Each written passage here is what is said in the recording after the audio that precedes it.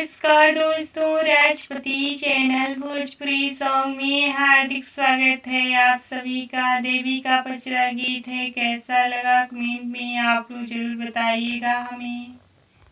कौनी घाटे मैया कैली दार तो अनिया हो, कौनी घाटे ना हो, कौनी घाटे ना मैया कैलिया सननिया हो, कौनी घाटे ना मैया कैलिया सननिया हो, कौनी घाटे ना।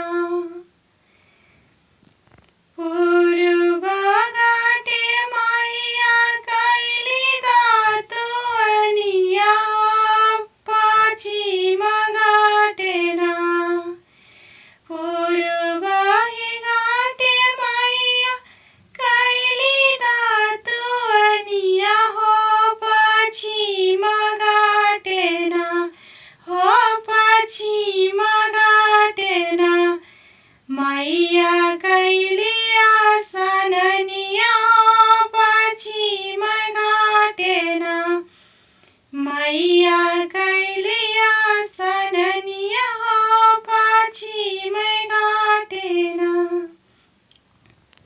एक डुबकी मारले माई दोसर डुबकी मारली तीसर डुबकी ना।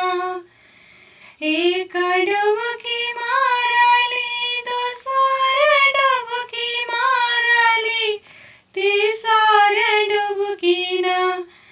माई के टीकावा हेराइली हो, तीसर डुबकी ना माई के टीकावा बिलाइली हो, तीसर डुबकी ना माई के टीकावा बिलाइली हो, तीसर डुबकी ना।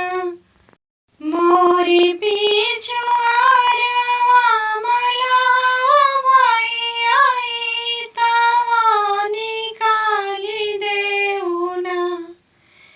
मोरे पिछुआरवा मलावा भैया तवा निकाली देउना। कि मोरी टीकावा भुलाइले हो, निकाली देउना।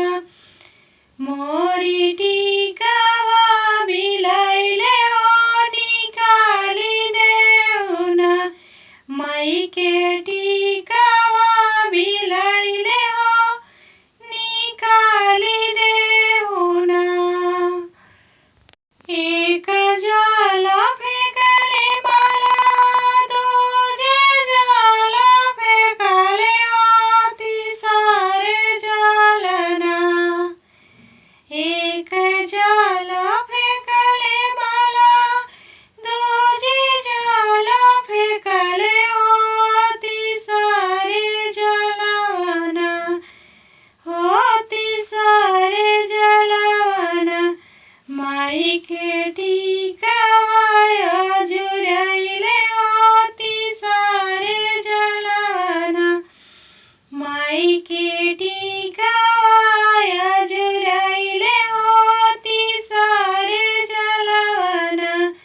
माई के टीकावा मिलाले हो, तीसर जलवना। तोहरा की देवो माला डाल भर सोनावा हो, मालहिनिया जोगेना। तोहरा की देवो माला डाल भर सोनावा हो,